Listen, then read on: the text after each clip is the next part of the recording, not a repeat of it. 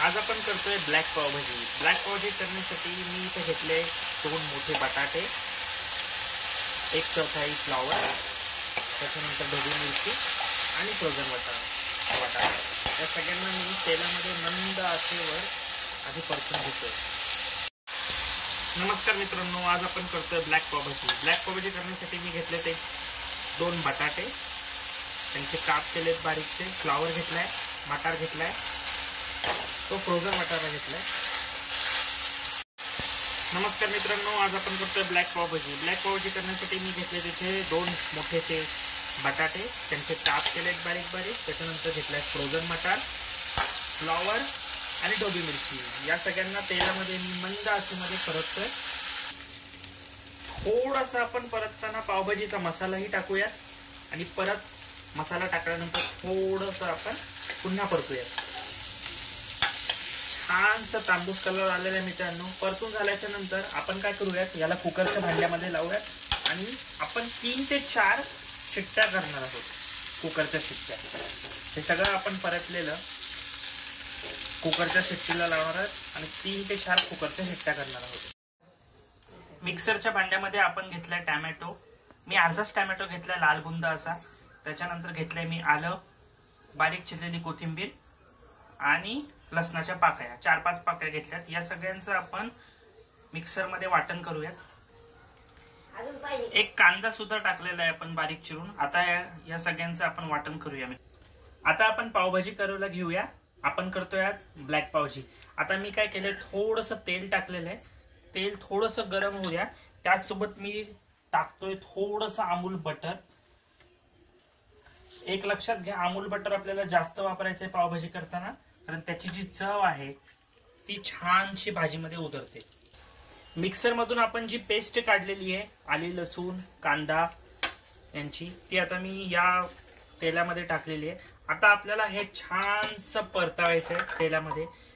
एक लक्षात घ्या, बटरचा वापर आपण जास्तीत जास्त करायचा आहे आणि हे अशा प्रकारे आपल्याला सारखं सारखं हलवायचं आहे। हे बघा कसा लालसर असा रंग येतोय, थोडा थोडा तेल सुद्धा सुटलेलं आहे। आता आपण काय करायचंय, या स्टेजला हे मी चीज घेतलेलं आहे, चीजचे बारीक बारीक काप केलेले आहेत, ते काप मी सोडतोय।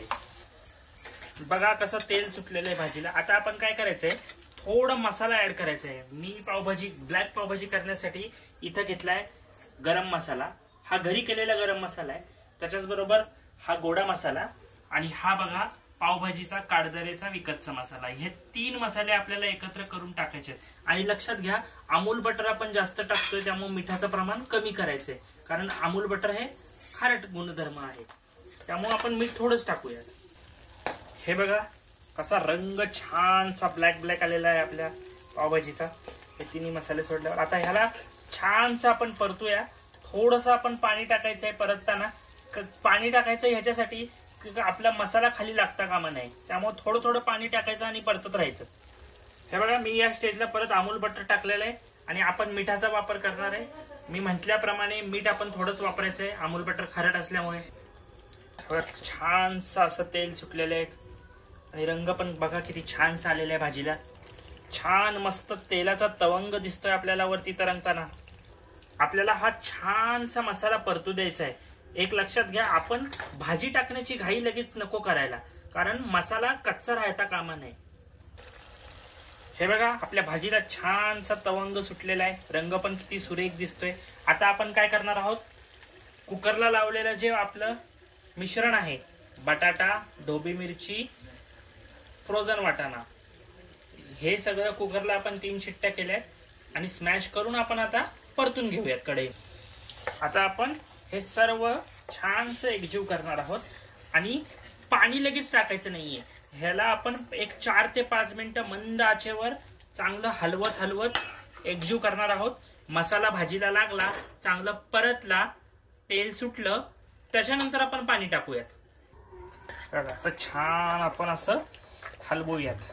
बघा किती छानसा भाजीला रंग आलेला आहे, हो का नाही? असं आपण 4 ते 5 मिनिटं हलवणार आहोत। परत अमूल बटर ही टाकायचंय आपल्याला, अमूल बटर मध्ये मध्ये टाकत राहायचंय आणि हलवत राहायचंय। आता बघा आपल्या भाजीला छानसं पाणी सुटायला लागलेलं आहे, तेलाचा मस्त मस्त तवंग. आपण या स्टेजला काय करायचंय, थोडं थोडं पाणी टाकूयात आणि हलवूयात.